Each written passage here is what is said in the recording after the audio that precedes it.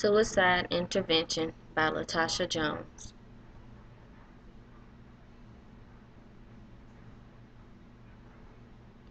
Suicide statistics show that males commit suicide more than females, but there is a high rate of suicide for adolescents and young adults between the ages of 15 to 24.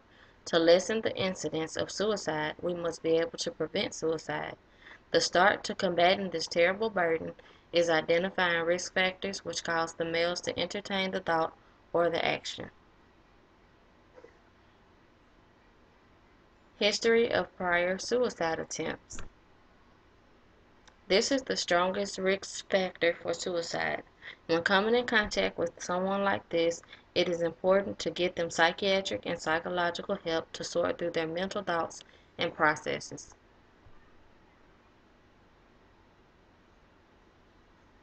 Family history. Being the second strongest indicator for male suicide, people should know their family history and whether or not they are at risk for suicidal thoughts or actions. This is important, and family history questions should be asked to determine the history of suicide in one's family. If there is a history there, then the person at risk should be evaluated early. Stressful life event or loss. Stress can send a person over the edge. With the loss of a job, spouse, child, or when one is having financial hardships, they should be able to go somewhere and find someone for counsel. This gives them the opportunity to talk things through and have someone to help them see past the pain, hurt, and stress. Say no to drugs and alcohol.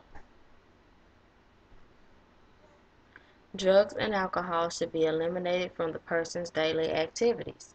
If rehab is necessary, arrangements should be made. Education on the connection of drugs and alcohol to suicide should be taught, and their environment should be changed.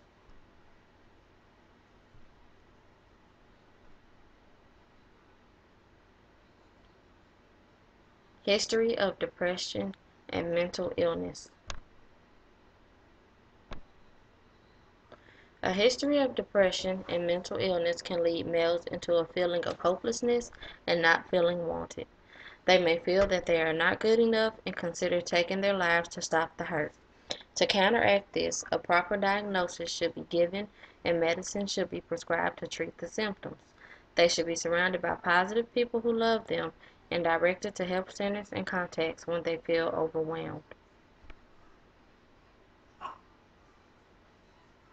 Easy access to lethal methods.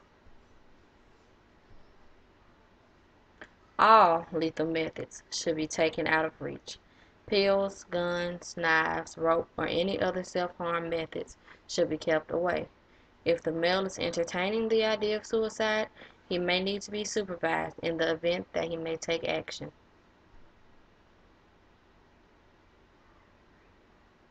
Access to others' suicidal behavior. In this case, birds of a feather should not flock together.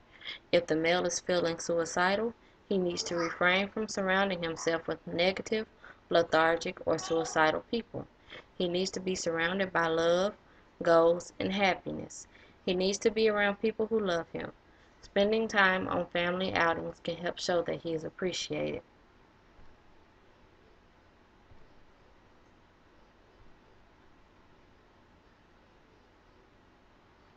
Incarceration.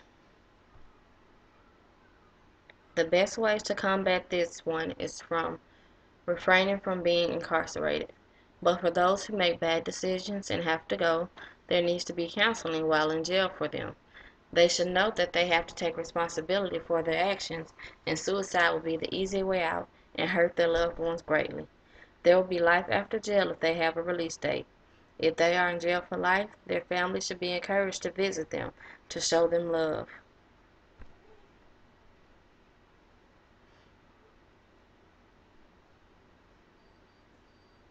In males, where suicide rates are higher, It is important to know what factors influence their decision to take their own lives. By knowing these risk factors, I will be able to design an intervention to prevent suicide in male adolescents. I will understand what signs and symptoms to look for when approached by a male who needs help. I will be able to counteract those things which trigger the need to take one's own life and redirect their focus to reasons to why living is important. Suicide is preventable, and we must take a stand to help prevent more male suicide in the future.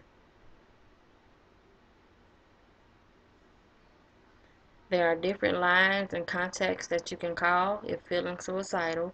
One is the Hope line. If you're considering suicide, you can call 1-800-273-8255. If you just need someone to talk to, you're feeling like you may be at risk or you don't feel like yourself, you can call 1-800-394-HOPE.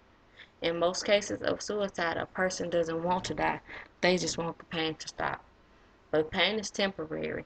Suicide is permanent. Don't do it. Suicide can be prevented.